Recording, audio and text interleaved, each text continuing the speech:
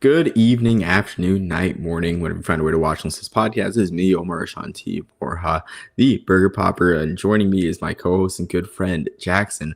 We are here for year 7 of the Hardware Podcast for week 0, as next year, for which it'll be for all intents and purposes week 1 essentially, but pretty much last year where we have like a slate of limited FBS on week 0, but probably the biggest week 0 FCS slate. I think almost every FCS team is in action on week 0. That'll be FBS next year. Pretty much like all the FBS will be here next year. But Jackson, how's everything going? I'm just glad to be back doing this with you again, and yeah, just excited. Me too, man. This is awesome. I love that the FCS is going all in on week 0. I think they know that there's a little bit of a lull in obviously games played with week 0, kind of the soft opening for the FBS, but there is no shortage of demand for college football. And the FCS really went all in. We have 20 games Thursday night. How amazing is that? How many Thursdays during the year can we say that? Really none, honestly. So this is awesome that the FCS is doing this. I know I can't wait. We're recording this early Wednesday morning. I know I can't wait for tomorrow evening to just soak in LIU North Dakota, as well as the other 19 games being played. But yeah, man, this is awesome. And we've got not only don't be fooled that it's just quantity. We've got some high quality games too that I know we're gonna talk about later on. So Yeah, absolutely. I mean, yeah, it's just a huge slate. I mean, it's just great to have this robust slate this early. And this is going to be the norm from now on, as I mentioned. But man, this year FCS takes center stage. It's just sad that it's just this one year that'll be the case. But man, yeah, I'm just excited for this slate. It's going to be great. It's really going to be great at all levels too. Because I mean, we got a bunch of Division 2 games, which talk about maybe a couple down the road in this podcast. But yeah, so I guess Jackson, we're going to start off with our games that of the week that we're watching, or are we yeah, starting off with so players? if you normally if you're a regular listener of hardware, usually what we do is we'll do our players of the week from the previous week, and then we'll do our games of the week to watch for this upcoming week. Obviously, there are no players of the week since this is week 0, so we're just going to start off games of the week to watch. Then we're probably going to end the podcast talking about three games each, and then we're going to talk about 3 guys each that we're excited to watch in this upcoming weekend. So Omar, if you want, I can start off with my first game that I texted you dibs on as soon as I saw it was on the schedule. Um, Jacksonville State at North Dakota State. No, Omar, I don't think this could be a better possible matchup for North Dakota State's first game in the FBS because these two teams have played each other throughout them moving up through the ranks in college football. So they played 3 times. In 1977, North Dakota State lost in the D2 semifinals, aka the Grantland Rice Bowl, if you know that one, Omar. And then they played again in the Division 2 quarterfinals in 1989, where North Dakota State also lost. So Jack State with a clean sweep of the 2 games they played while in D2. We all know in 2015, North Dakota State won the FCS National Championship against Jacksonville State. And then now, this is the first time they're playing since that national championship game in North Dakota State's first game as an FBS team. So, like, I just love playoff rivalries. I don't know if you can really say this is a rivalry unless you have, older Jack State or North Dakota State fans. But man, this is just like this is so full circle. This is just awesome. This is going to be the first game, and not only is it just a story game or a historic game. This is a really good matchup too for Jacksonville State. They have head coach Charles Kelly, who took over obviously after Rich Rod left to go back to West Virginia, and took 24 players with him. So Charles Kelly had to work with kind of a all new starting 22 as far as offense and defense, and won 9 games with them and made a Conference USA title. They went 9-5 overall, and 4 of those 5 losses were by 1 score. So, just a few more plays, and then we were looking at a very different Jacksonville State season, and that's in his first year. This was huge. They retained their quarterback, Caden Creel, which was not. I don't know if that was expected, but I know he had a fantastic year, so it's great to see him stay at the CUSA level. And then they have a receiver that might be the most underrated G6 receiver in the country. I'll reserve that a little bit later for when we get to our players of the week to watch, but I'll hint at that. So, but Omar, what's your first game of the week that you can't wait to watch this weekend? Yeah, I mean that one's a pretty I'd say high profile one, honestly, with North Agreed. Dakota State. Like people might not say it, might not admit or might not think that those two schools are high profile on a state like this, but North Dakota State is North Dakota State, and Jackson State is, Jacksonville State has done an amazing job adapting to the FBS game. So this is like a huge first test for the Bison.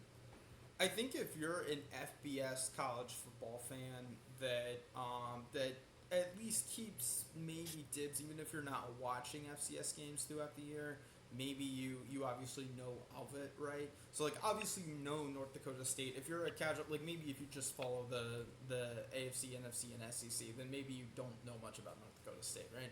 But like if you're following the entire FBS, even casually, you know who North Dakota State is, and you know that they're joining the FBS this year. So I think they're for the general public. There's probably some appeal, and like, hey, let's see if they're legit, because they're playing a team that made their conference championship last year. But if you really, the more you dig into this matchup, the more exciting it is. Yeah, absolutely. I mean, I couldn't think of a better first opponent for I couldn't. North Dakota I State. could not name a better first opponent. You're absolutely right. Yeah. Yeah, it's a shame because I think that Jacksonville State was supposed to play San Jose State for week 0, and that would have been a very unique intersectional game. It really But would have been. this is much better. It is what it is. It's just a minor price to pay. For my first game, I'm going to talk about. I mean, honestly, wow, this is a very Alabama heavy podcast with like the games that I have chosen, you have chosen. So my first game I want to talk about is the Story Financial Partners Bowl out in Huntsville at Joe Davis Stadium between North Alabama and Samford. And this game is going to be at a neutral site, as I mentioned, in Huntsville. I think this might be a yearly thing too, but it's gonna be played at a soccer stadium in Huntsville. You got two programs that are just looking to rebound. I mean, North Alabama hasn't had a winning season in a while. Samford had their worst season in a very long time. They went 1-11. Quarterbacking for North Alabama, you got Destin Wade, who's a great dual threat. He had 1,188 passing yards last year with 10 touchdowns and 469 rushing yards and 5 touchdowns. Played at Kentucky and Colorado before that. Actually started in the 2022 Music City Bowl. So this is his fifth year. He's a 5-5 guy. He went 16 of 30 for 98 yards and 23 rushing yards against Iowa, and that was like the game where Jack Campbell and his had like 2 pick sixes in the Music City Bowl, 21-0 game. But he did good for his first test, honestly, being that Iowa defense. It was good. The key for Sanford is they returned 3 players with at least 3 sacks, including 2 that had 4 last year. And they're playing a Sanford offensive line that allowed 52 sacks last year. I had to check if that was a typo. It was not. They allowed 52 sacks in 12 games last year. Sanford is not returning much on offense or defense, but Preston Birdman's a receiver. He had 617 yards on 53 catches with 4 touchdowns. I love a good neutral site game. This week 0 is full of neutral site games. So if that is your that is what you like, that is it is there. So this is one of them, the Story Financial Partners Bowl, and I've been begging for a long time for the winning coach of this game to be dumped with a Gatorade bucket of pennies, but it seems like that won't be happening this week. That would be hilarious. But it may be a little painful, honestly. If you have a whole bucket full of pennies, that could hurt, honestly. But I was worried for a second, Omar, when you said neutral site, that it was going to be like one of those, like, neutral site where it's like Boise State, Georgia in Atlanta or something like that, because I thought it was going to be at Legion Field where Stanford's like 10, 15 minutes away from there. So I'm glad this is being played at a legitimate neutral site and not just at Legion Field, where I feel like most neutral site games in Alabama are played. But my second one, I'm going to go with Monmouth at Tennessee Tech, 7 p.m. Saturday on ESPN+. Tennessee Tech is moving up to the SoCon after winning the Big South OVC last year. They went undefeated against FCS opponents in the regular season. We talked about Tennessee Tech a lot on Hardware last year with just the unbelievable success that they were having until they had to famously play Kentucky, and the head coach there made some comments. But no, they ended this season with a loss to North Dakota in the first round of playoffs. So obviously, a very disappointing ending, but hopefully they can get right back there this year.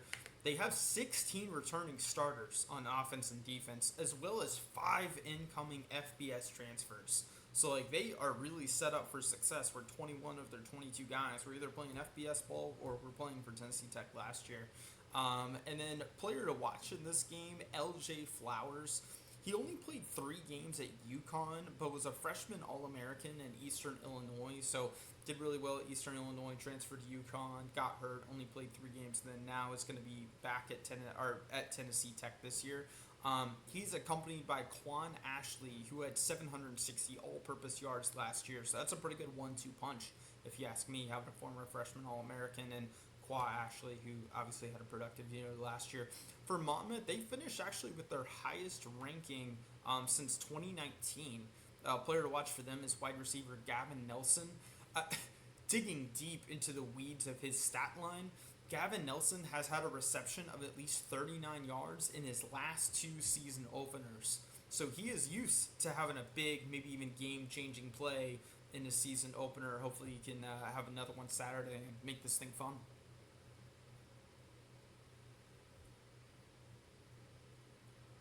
Yes, that is a game that I've been looking at that one for a while, Monmouth, Tennessee Tech, because Monmouth has a chip on their shoulder. Honestly, I had them in the playoff field, but the CAA was very balanced and they got left out.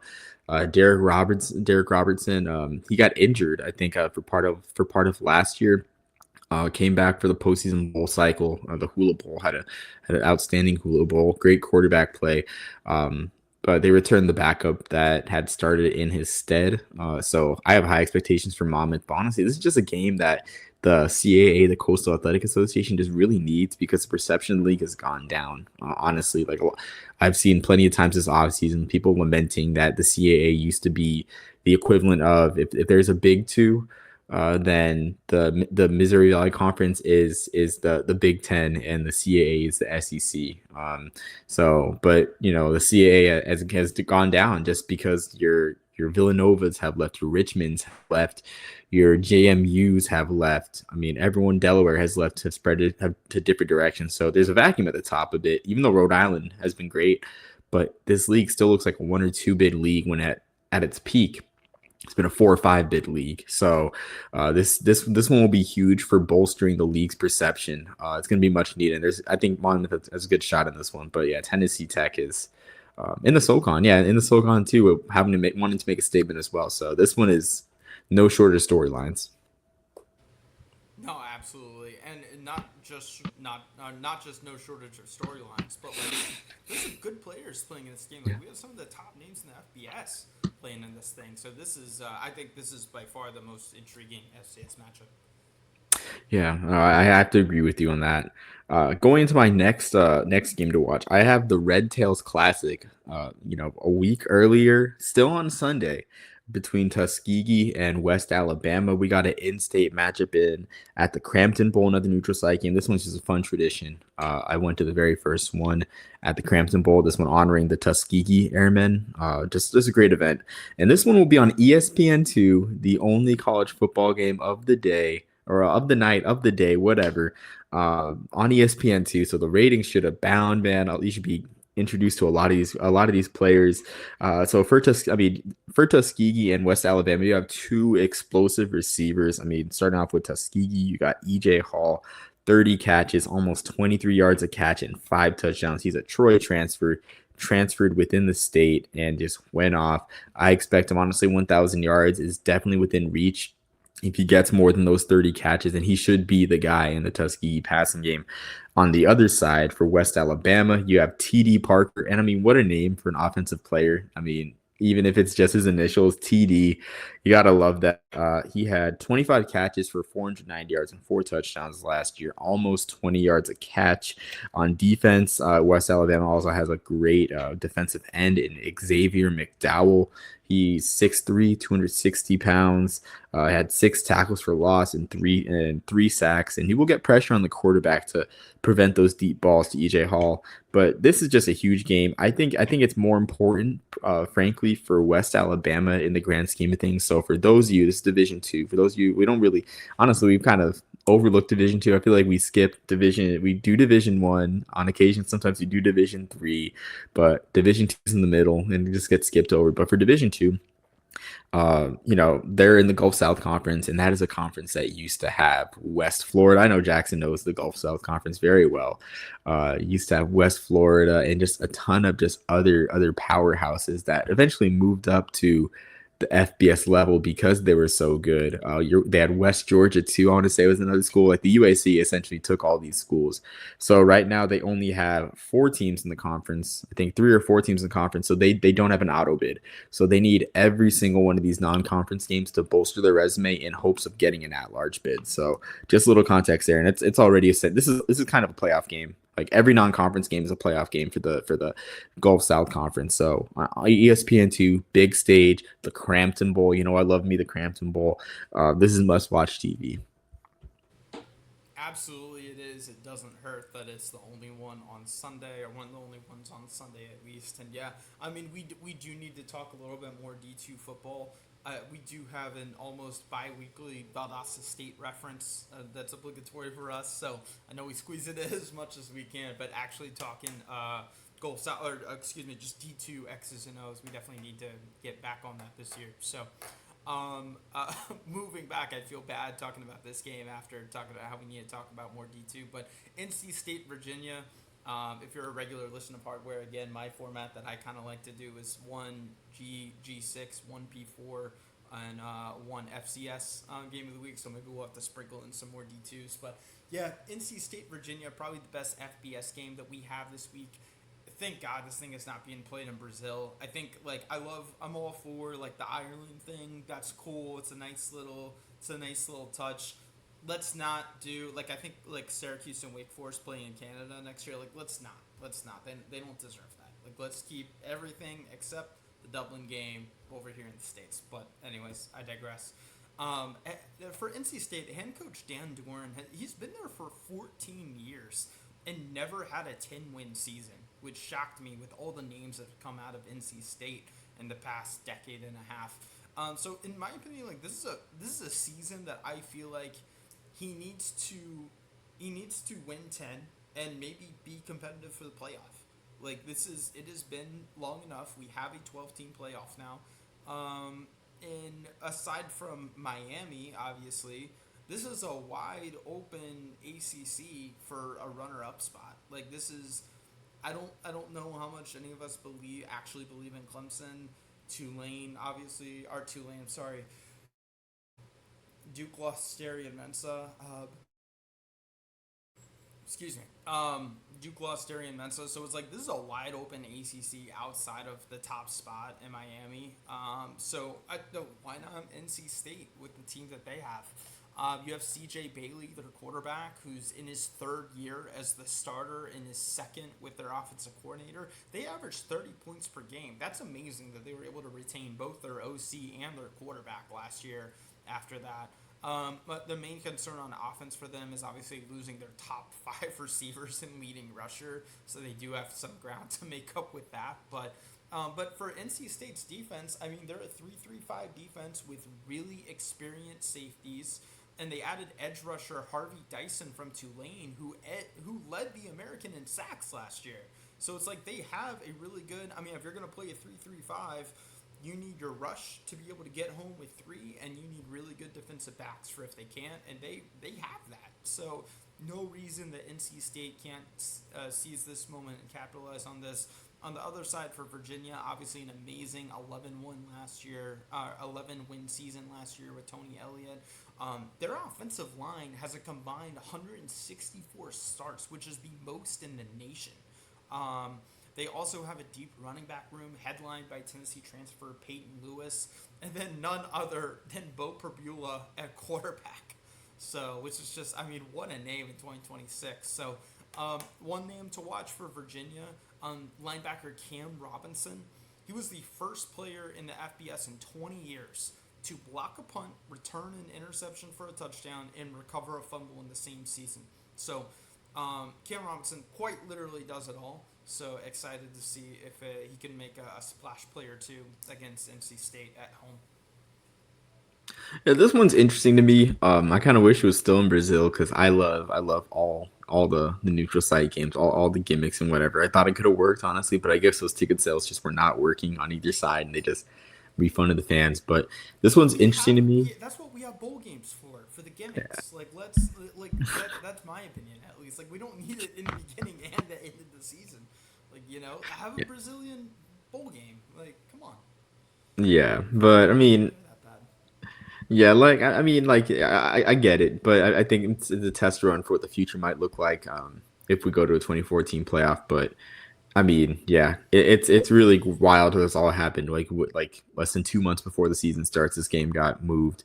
But yeah, like this one's interesting to me because my perception, I'm sure a lot of people's perception is the ACC is essentially Miami's and SMU's to kind of lose. But I mean, as we saw last year, like the ACC is I mean, it was wide open, and anything can happen in the ACC. Honestly, I mean, so I'm interested. I'm interested to see if like Virginia was just a 1 year type of thing. I don't doubt that they'll be back in a bowl game, but I mean, I'm just interested to see if they'll. I mean, they'll drop off, and then NC State and CJ Bailey. Like CJ Bailey is the real deal. I mean, I think I wonder how far this game will go to giving him some Heisman consideration because I do think that he is the real deal. Omar, really quick and slightly off topic. Do we know if the ACC got rid of that stupid metric to determine conference championships that left Miami out last year? Yes, they did. So they I think they're using the Okay. American methodology where it's like the top college foot where they're looking out honestly they're looking out for the league for their brand where I think it's the top college football playoff ranking is the first tiebreaker. Um but I didn't think it was stupid. I Okay. loved it. I loved every second of that ACC race. I thought it was Oh, it just great to have. created so much Yeah. chaos, but it was like it doesn't make sense from a conference perspective. It doesn't make sense. So Well, I mean, yeah, from a conference perspective, but think about all the you know the butterfly effect of just really cool things that happened from that. You had a five-loss conference champion at the very base level. Duke had their first outright ACC title since I think 1991. Their first like even I think that one might have been shared even first outright title in if since 91 if not earlier. You had a conference champion playing in the Sun Bowl. I mean, for the first time since the early 70s. Like so, I mean, the amount of cool things that happened as a result of that tiebreaker, I was all for it. Honestly, I get it, I get it. The playoffs, everything, but man, that was just a fun time. But yeah, the tiebreakers, it's changed, okay, rightfully for them. gotcha. Yeah, So, it was. I loved it too. I just I just don't think it was smart on the ACC's oh part, no, but no, it it was was not. fun. It was, yeah, it was not great for the league. But going for my last game, funny that we mentioned we're not talking enough about D2. I'm talking about another D2 game. Because D2 starting early, and no, it's not the mega showdown between Ferris State and Pittsburgh State. I mean, that one is I'm just I didn't even know flabbergasted. that was happening this weekend. That's I'm a Yeah, very casual D2 watcher or keep track of D2 very casually. That is a good game. Like yeah, just throwing one it down versus the middle five, there. one Yeah, versus that's five. that's that's So amazing.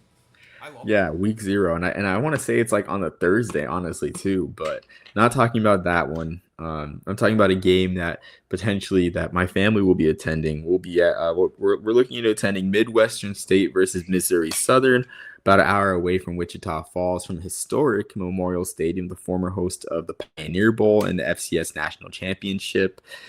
Midwestern State, Missouri Southern, two schools that kind of struggled last year. I think each had matching 3-8 records. I gotta double check that really quick. But while I do that, I mean, both teams return their quarterbacks at the very least. And both these guys, I like All Star games. And so, yeah, they did have a 3-8 record. I like All Star games. And so, I mean, it's easy to put these guys kind of in this group, but they have two guys that I think are Dream Bowl slash college gridiron showcase talents, guys that I think are deserving of a shot at the next level. And I mean, by next level, I mean any type of pro football, right? And so I am when I can, an avid indoor football watcher. I went to the Dream Bowl last year. Kyle Kelly sauced it up, and Kyle Kelly was at like this spring and summer was a contributor for the San Diego Strike Force in the indoor football league. So, these guys like the Dream Bowl and the College Gridiron Showcase is doing the Lord's work, getting those guys to those leagues because those leagues are very worthy and they bring up talent as well. On their own. I mean, just look up Jalen Morton for the UFL. But sorry, that's a bit of a tangent. So the two quarterbacks I think that are Dream Bowl and College Gridiron Showcase talents, Sean Jastrap and Tillman Martin. So Sean Jastrap for Midwestern State, he had 1529 touchdowns and or 1529 yards and 19 touchdowns, including a 411-yard game against West Texas A&M. And he threw for 1529 yards in only 6 games, and it was a massive improvement from his first year. This is a JUCO transfer. He had 567 yards in 4 games and a touchdown in just 4 picks. Compared to this next year, in only 2 more games, Jackson, he had 18 more touchdowns from 2024 to 2025. So the sky's the limit for Sean Jastrap in the Lone Star Conference. I think that 30 touchdowns is within reach. Honestly, I know that they play an 11-game season, but I mean, he averaged 3 touchdowns a game last year. On the other side, you have Tillman Martin from Missouri Southern. He had 2,506 yards and 17 touchdowns, 11 interceptions. He's more of a pocket passer. But these guys are pocket passers, which is kind of the tough thing in this day and age where you want a quarterback to move around more. I can't think of a pure pocket passer that's in the league right now. That's so that they have that working against them. That's me talking as a casual NFL fan. But Tillman Martin had 2,506 yards, 17 touchdowns, 11 interceptions on another 3-8 team. I think that the points will be abounding in this game because both these teams looked like they were hit hard by graduation, by the transfer portal on defense. So, great quarterback battle, great non-conference game between the MIAA and the Lone Star Conference. Should be a lot of points flying in that humid Texas heat. So looking forward to that one if we're able to attend. That will be a fun game. Hopefully, you guys get to go. That's a Saturday. Okay, Yes, that's on Saturday. Saturday. Okay, nice. Then we will go ahead and move on to our players of the week to watch. First is and if you aren't a regular listener of Hardware, kind of how we formatted of players of the week for the previous week is one offense, one defense, and one HBCU. That can be offense, defense, or I think we've even had special teams before. So I'll start off with my HBCU player of the week to watch for this upcoming week. I'm going with the easy one, Andrew Body, the quarterback from Alabama State. And honestly, if there's one HBCU player to watch for the year, it's probably Andrew Body.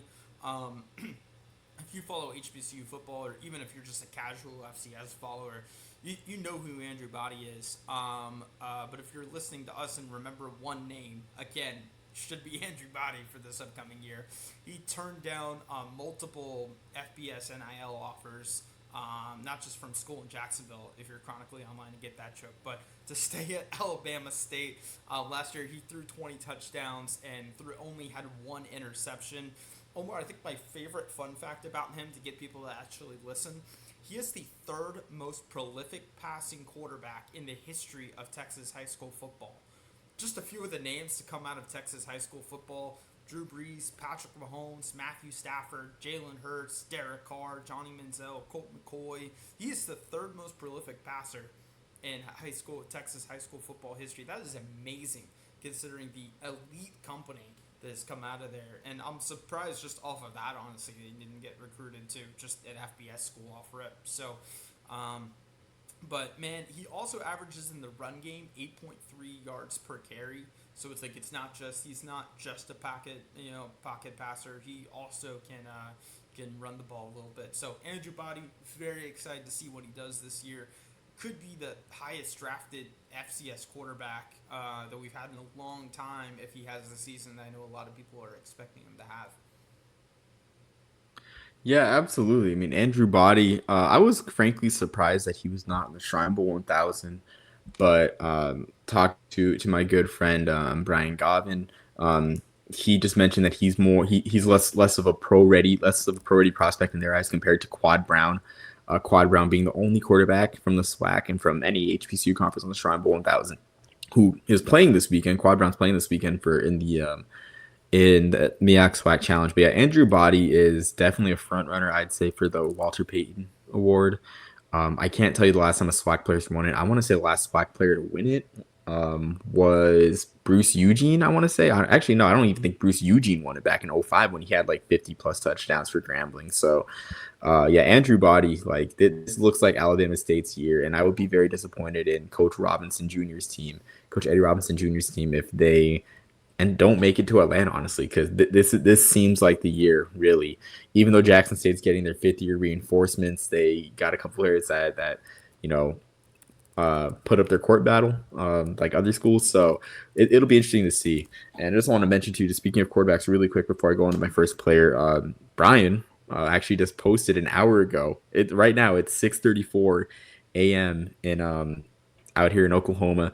And Brian has just posted a cut up of Sean Jastrab, which I will put up in the link.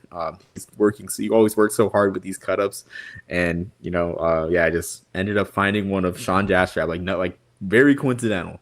So make sure you check out that cutout. I'll put that in the link with his account. But going on to my first player to watch on offense, um, so I had someone different. I wanted to showcase someone that was another fullback, I would say, that got a lot of love this offseason. He was on Bruce Feldman's top 50 college football freaks, Andrew Miller of Harding, but Harding's not playing this weekend. But so instead, I'm going to talk about Luke Schuler for St. Thomas because in looking, I wanted to showcase someone from the Pioneer Football League since Pioneer Football League doesn't get a lot of love. And looking at their preseason All Pioneer Football League team, um, it turns out that they have a fullback. They put a fullback on the all league team, which the PFL's all league team is just a wonderful mess of things because they have three receivers, two running backs at all purpose, and yeah, an all purpose and a tight end and a fullback. So you can't put all those players on the field at the same time, but they're there. So Luke Schuler was the first team honoree last year at fullback for St. Thomas. He had 7 receptions for 137 yards and 2 touchdowns. But St. Thomas has another great tight end in Patrick Wagner, who also was a preseason first team All Pioneer Football League honoree. And so I'm excited for Schuler because there's not many fullbacks, of course, in the college game.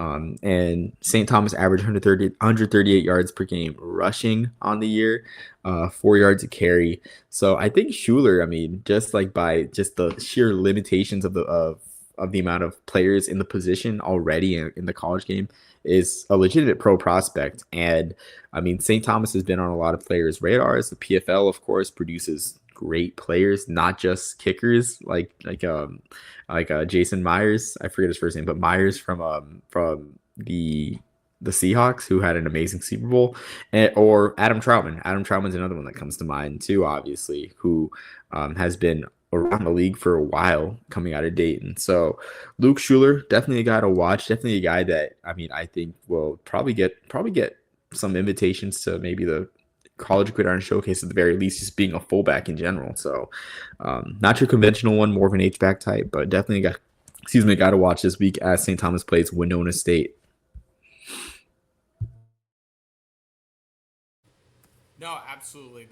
There aren't enough fullbacks, definitely in the game, pretty much at any level. So, absolutely something to watch out for. And we love that anyone that makes the freaks list. That's always a fun one to watch. So, I'll go with my offensive player of the week to watch. Though it's the guy I hinted at a little bit earlier when previewing Jack State, North Dakota State, DeAndre Johnson. He's a wide receiver for Jacksonville State. Man, in 2025, he had 30 receptions for 724 yards. Just the quick math, that is 24 yards per catch, which was the best in the FBS last year. He's 6'8", 220 pounds, just a mismatch machine. Transferred from Rutgers after not really seeing any time in 2023, took off 2024, and then last year obviously had a pretty successful season. Man, a lot of his highlights too they're him wide open. Like it's not just he's a jump ball specialist, right? He also knows how to get open. All 6 of his touchdowns last year were on deep balls. Actually, Caden Creel was picked off twice when targeting DeAndre in the medium game. So I'm excited to maybe see him get a little bit more involved in the short passing game, medium passing game, all that, as opposed to just mostly being a deep ball guy. So something to watch out for with DeAndre Johnson against this North Dakota State defense. So Yeah, I mean, I saw DeAndre Johnson come on my feed a couple days ago, and I thought, man, a 6'8" receiver averaging 24 yards a game. Like, why isn't this guy getting more attention? Like, but wow, I'm surprised to find that he's actually able to get open and not just use his height, Yeah, and just will himself into catches. I'm surprised defenses let him be open. How wouldn't you think that Yeah, you'd have like two guys on him if he's 6'8", right? yeah. You would think a 6'8" guy would be easy to find, you know. Yeah, You think it'd you be easy to would. find. You would. But yeah, so going on, so I'm staying kind of in the passing game with my defensive player, to watch. I'm sorry, were we doing one offense, one defense, or I'm sorry, did One I get the count offense, wrong? one defense, one HBCU. But if you missed one, that's fine. Okay, no, I didn't miss any. I was just wondering if I was going out of order. So, for my defensive player, I think I did go out of order. For my defensive player, I'm going with Chris Jean for Central Connecticut State, and he was a first team All American. Just a staggering year out there for the Blue Devils in Connecticut. 4 interceptions last year, 13 pass breakups. Probably the most surprising number for me is 69 tackles from the cornerback position. You don't really get that amount of stops, really. See, you don't see that amount of stops in general for many corners at the college game. For me, I always love showcasing either running backs for the Walter Payton Award and defensive backs for the Buck Buchanan Award, just because they're just sheer rarities. Like, we haven't had a running back win the Walter Payton Award since I think 2002 or three. There's only been one defensive back to ever win the Buck Buchanan Award, and that was the great Rasheed Mathis, and I think also 2002, 2003 range. So I love showcasing those guys when talking about those awards. But Gene will have probably the most difficult 3 game stretch for any FCS player that's outside of the Missouri Valley Conference. I mean, to open the season, Central Connecticut State has South Dakota this weekend. Then they have Toledo, and then Montana State. And for me, I know it's not likely, but if Gene is able to lock down, I'm not saying it's unlikely that he's gonna lock down the receivers. I don't doubt I think that they're gonna throw away from Chris Gene, but if there's a way for him to elevate the talent around him and maybe upset South Dakota, play a close game against Toledo, play Montana State especially close. I think you have to catapult him into the early Buck Buchanan race. And this is the guy that's a senior. Like, this isn't an underclassman. He stayed at Central Connecticut State, which is really surprising to me. Um, I'm not sure why he wasn't on the Shrine Bowl watch list with 17 pass breakups or passes defensed at the FCS level. It inclines me to think that he's more on the American Bowl level in terms of All-Star games. And I'm not talking about this as a pro evaluator. I'm just talking about this as a guy that loves these games, as a college football fan. But yeah, like Chris Jean, I think the path is there for him to be the defensive back that can launch himself more into the Walter Payton Award. But um, man, like, it's not. I guess it's not going to be easy for Central Connecticut State. But I'm excited for him just to elevate the talent around him in the secondary. Is also Christian's also like a special teams guy. He blocked a kick in a playoff game against Rhode Island a couple years ago. So not just with defense, also can get it done on special teams. So I'll go with my final player of the week to watch. Honestly, I'm excited about all three of these guys. I'm really excited for this one. Rex Connors, he's a box safety for UC Davis. They play at Portland State at 3 p.m. on Saturday. Man, Rex Connors, coming off of an amazing 2024 season, decided to stay at UC Davis in 2025 and turn down like hundreds of thousands of dollars in NIL to move up to the FBS. Fortunately, in 2025, the season was cut short after just 4 games with the season-ending injury. So he is back at UC Davis this year in 2026. But this was one of the hottest names for the FCS, coming out to last year before his season was cut short. He's on the Buck Buchanan watch list for the third year in a row. In 2024, just to give some context of what made him so coveted, he had 115 tackles, 3.5 tackles for loss, 2 interceptions, including a pick six, and 8 passes defended. So he says Cam Chancellor is his sports hero. Man, he's like if Cam Chancellor was just like a little bit smaller and had long blonde hair, then you can see a lot of similarities with Rex Connors. So, but yeah, man, he might be the best safety in the FBS or in the FCS if he can make a full recovery. Yeah, absolutely. That's another guy that our good friend Brian cut up as well. So I mean, check out Brian's Yeah, account. I yeah, mean, like, absolutely. Yeah, check yeah, out his like account. yeah, like I mean, but it seems like there's a lot of defensive talent in the Big Sky that just, I mean, either transfers out and gets more attention. If you think of Jackson Eck for Idaho, that's the first one that comes to mind. I'm sure there's definitely many others that aren't on the tip of my tongue. I Um, think the first way so that you can tell is like if you just look at the Shrine Bowl 1000 list, mhm. there's probably like a 3-to-1 ratio of offensive FCS guys compared to defense. So it's like I think it's easier to develop or easier to recruit talent to the offensive side of the ball, in my opinion, right? So it's Yeah. like you need to dig a little bit deeper probably on defense than you need to on offense. Yeah, absolutely. And I mean, yeah, the Big Sky just seems to produce like just these guys, honestly. So, I mean, I think what it is, honestly, if I'm guessing what it is, like they're able to keep and develop these guys, is I think it's the fact that 6 and 8 man football is very prevalent in that region, especially like the Idaho regions. I know we're talking about Rex Connors from UC Davis, but like like what comes to mind is like a guy like Leighton Vander Esch that played 8 man football in high school and was developed for Boise State. So I really think that's why they're able to find these gems in the rough and kind of keep them like they're these late bloomers. But that's just my theory, honestly. It's just something I'm just taking something I heard a while ago and extrapolating it to a whole region. But that's just my theory for them. So I'm doing things out of order. I mixed up Jackson's HBCU pick for his offensive pick, and so for my HBCU player to watch, I have Traquan Johnson for Elizabeth City State. Again, showing a school that doesn't really get as much love, showing some love with a running back that should have an electric 2026 season. Definitely ended 2025 on a high note. He had 20 carries for 192 yards and 5 touchdowns against Bluefield State last year in the season finale for the Vikings.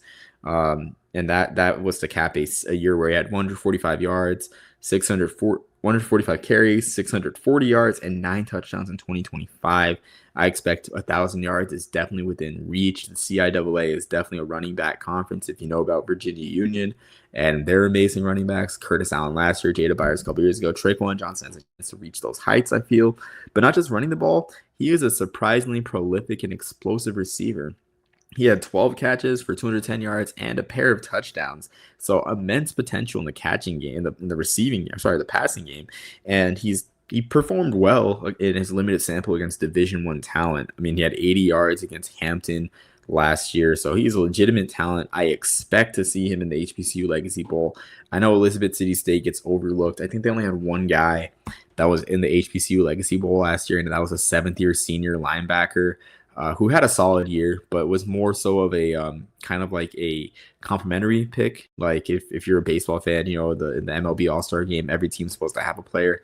Kind of the same way for the HBCU Legacy Bowl. They like to represent every team, but I think Traquan Johnson is probably one of the best HBCU running back prospects, at least in Division Two, if not out of all 40 or so teams that are playing black college football. You know, I'd probably be able to remember that they had a guy in the Legacy Bowl last year if they had the freaking team helmets as the helmets in the Legacy Bowl. That is probably our main complaint on maybe just the podcast in general. It's like, can we get the Legacy Bowl to actually wear the team's helmets instead of the either black or white Legacy Bowl logo helmets, but with the tiny little sticker on the back of their team. But no, man, great picks. Excited. This is like the most depth as far as obviously quantity too, but most depth of like intriguing actual week zero games that we've had. We didn't really have to dig deep for our. There were probably more games that we wanted to talk about, but we're limit ourselves to three. So, um, yeah, man, excited for this one. Anything else you got before we move on with our day and get ready for tomorrow? Yeah, I just gotta say too. I mean, neutral site game that I know you mentioned kind of a tiny bit. Alabama State Southern at Legion Field. Who doesn't love Legion Field? You know, I mean, I guess for the 10th time, Legion, we got to say Legion Field's back. You know, but I'm just kidding. I'm glad that they're having another game at Legion Field there. I mean, to go along with the Magic City Classic. But I had to mention that one's on ESPNU, and I'm surprised that neither of us picked up Prairie View Tarleton. Like that one, that one's been the hype of the offseason, at least for the SWAC. And I've been seeing trash talk between Prairie View fans and Tarleton fans because I've come to to follow both fan bases, just whether it's Tarleton last year beating Army and then Prairie View and head coach Tremaine Jackson just standing up and saying that they're not gonna shy away from anyone. So I've come to respect Prairie View fans a lot on social media and the back and forth the past couple days, like the Chancellor's Cup. Who knew that people would take that seriously between these two Texas A&M university system schools? So yeah, it's crazy. I mean, it just makes me think. It's like, why doesn't the Texas Tech system have a trophy like that? Why doesn't Texas Tech play Midwestern State? I think those are the only two teams in the Texas Tech system, Jackson. I don't know. We need to schedule a home and home, I guess. So, but no, man. Just real quick, one last thing before we hop off that I've discovered while like looking at a little D2 stuff while we're recording. If the FCS is going all in on week 0, then D2 is going all in on Thursday night of week 0. There are Yeah. 36 D2 games Oh on yeah. Thursday night. So that's so you need to find yourself a good 40 televisions to be able to keep track of every game for Thursday. So go to Buffalo Wild Wings, be like, hey, there are 36 D2 games tonight. Can you put them all on one on each? And they'll be like, who the hell are you? So uh, Yeah, they gotta have a flow subscription for that, but yeah, but yeah, yeah. Oh man, but but I've noticed that. I've noticed that just living here in Oklahoma, there's like from where we are, there's like 3 or 4 schools within a 2 hour radius of us, and like the Great in American D2. Conference. Yeah, in D2, there's 3 or 4 D2 Oklahoma schools that are within like a 2 hour radius of us, and the Great American Conference loves their Thursday night games. Like it's not just week 0. Like there's one before Labor Day weekend. There's one. I mean, I'm thinking about convincing the wife to like let us go on a Thursday night to see Harding play out there, drive an hour and a half, and even if it's just the first half, just to see Harding Just play. something, just something. Tickets Something, can't be that yeah. The much, tickets but are yeah, very cheap, and I will say this is before I sign off. Like in an age where fans are being priced out easily, for tickets, like there is no better football to watch than FCS Division 2 football. Because looking at these ticket prices, like looking at Southwestern Oklahoma State, out in Weatherford near us. Like I was looking at those tickets, it's $11 for adults, and I think kids under 11 are free. If I was reading that correctly, I don't know if they forgot to add the price because tickets go on sale tomorrow for their home opener. But yeah, like if you can get a family of 4 tickets under $50, like man, support your local Division 2 or Division 3 team. I mean, you'll create a lifelong college football fans, lifelong football fans. But before I ramble on, Jackson, do you have anything else to say? I think that should be it, man. Excited for this game, and this is our last day before the season starts tomorrow. So I can't wait. Yeah, me too. But until next time, everyone, Lord bless you, Lord keep you, make his face shine upon you, and be gracious to you, and peace, love, and soul, the Burger Popper.